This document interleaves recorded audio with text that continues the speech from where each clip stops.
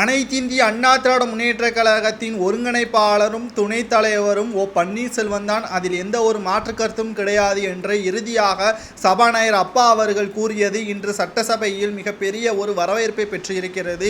அதிமுகவிலிருந்து எடப்பாடி பழனிசாமி அவர்களால் பன்னீர்செல்வம் அவர்கள் நீக்கப்பட்டதற்கான எந்த ஒரு ஆதாரமும் இல்லை, நீதிமன்ற தீர்ப்பும் இல்லை. ஆகையால் அவரை பன்னீர்செல்வம் அவர்கள் ஒருங்கிணைப்பாளர் என்ற முறையில் நாங்கள் அவருக்கு முன்னுரிமை வழங்குவதோடு மட்டுமல்லாமல் முன்னாள் அமைச்சர் என்ற முறையில் அவருக்கு முதல் இருக்கையில் நாங்கள் விருப்பத்துடன் தான் நாங்கள் அவருக்கு இருக்கையை அமர்த்தியிருக்கிறோம். துணைத் தலைவர் பதவியை நீங்கள் தான் முதலாவதாக அவருக்கு கொடுத்தீர்கள், சட்டசபை அவருக்கு கொடுக்கவில்லை என்று பன்னீர்செல்வம் அவர்களுக்கு ஆதரவாக சபாநாயகர் அப்பா அவர்கள் கூறியது மிகப்பெரிய ஒரு வரவேற்பை பன்னீர்செல்வம் அவர்களுக்கு பெற்றிருக்கிறது.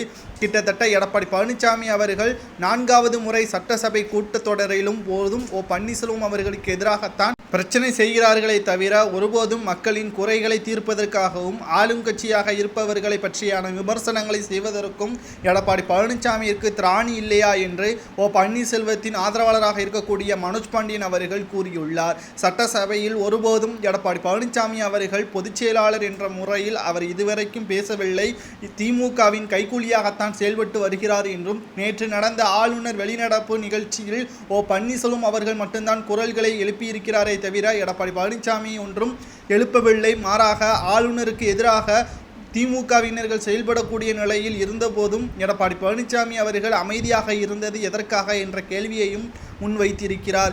இதுவே பன்னீர்செல்வம் அவர்களுக்கு கிடைத்த மிகப்பெரிய வெற்றி என்றும் நாடாளுமன்ற தேர்தலில் நிச்சயமாக பாஜக தான் மீண்டும் ஆட்சியை தக்க வைக்கும், அதில் எந்த ஒரு மாற்று கருத்தும் கிடையாது என்று பன்னீர்செல்வத்தின் ஆதரவாளராக இருக்கக்கூடிய வைத்திலிங்கம் அவர்களும் கூறியுள்ளார்.